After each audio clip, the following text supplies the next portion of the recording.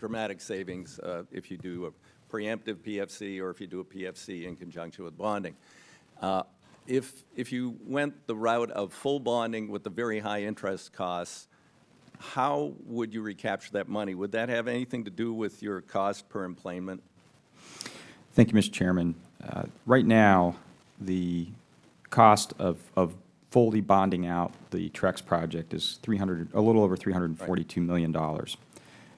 We would anticipate funding that entirely with our PFC obligation authority, which right now means that that charge would go out 38 years. Okay. But what I'm getting at is someone has to pay, okay?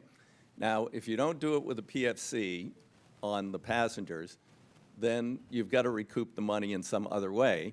And don't you have relatively low CPEs, correct? Yes, sir, that's correct. That would mean in the future, perhaps if you expanded capacity and a new airline like Spirit wanted to come in, would your CPEs have to go up for the new entrants? They would, and in my written testimony, I talk about the fact that that serves as a trap in this conversation because airports have limits in how high that CPE can be driven. And as a practical matter, if we had to finance TREX just through the airline rate base, it would drive our CPE incredibly high, well above our peer airports. Even though we're in the lowest quartile today, that would probably place us among the most expensive small hub airports in the country. Okay, thank you. For the 3 airports that are here, back in August, just before we passed the FAA bill, American, Delta, JetBlue, United, all raised bag fees by $5. Did any of those 3 airports see a dramatic drop-off in passengers on those airlines during that time period? Yes. We're seeing our highest growth rate since I got there 8 years ago. In fact, I don't think a $5 increase in the bag fee drove down boardings. I'm only going by the numbers. Okay. We're up 10%. All right. Anybody else see a decrease? I'm just trying to get at this price elasticity argument. I did study economics in undergraduate and graduate school. I'm just confused about the differences, the variables in price elasticity. If it's a bag fee, you thank them. But if it's a PFC, so you can get through security faster, you might have a lower price ticket, you might have more competition, you'll have a better airport experience, you'll never fly again. Mr. Chairman, we're experiencing record growth at CVG as well. There's been no decrease in passengers. Okay.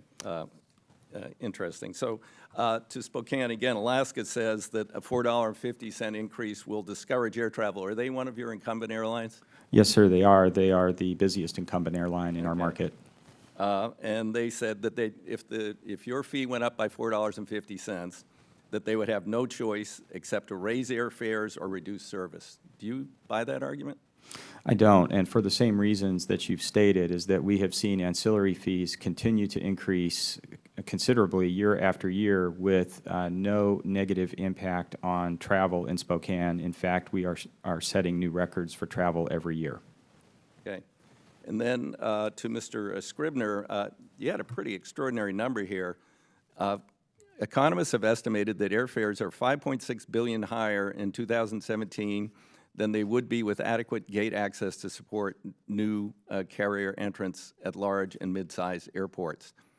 Could you just expand on that a little bit? I mean, you really think that bringing in more airlines or different airlines would lower ticket prices for people?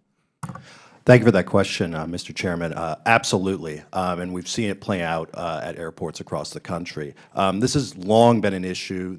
And this issue, in fact, predates the PFC, in part because the way we set up funding in the 70s and by outlawing more independent airport revenue sources, we saw them drive into the hands of the airlines and become more beholden to federal funding and those strings attached, rather than focusing on these competitive pressures. So I think absolutely if we had more freedom at the airports to make these decisions, to bring in new low-cost carriers, I think we'd see lower airfares.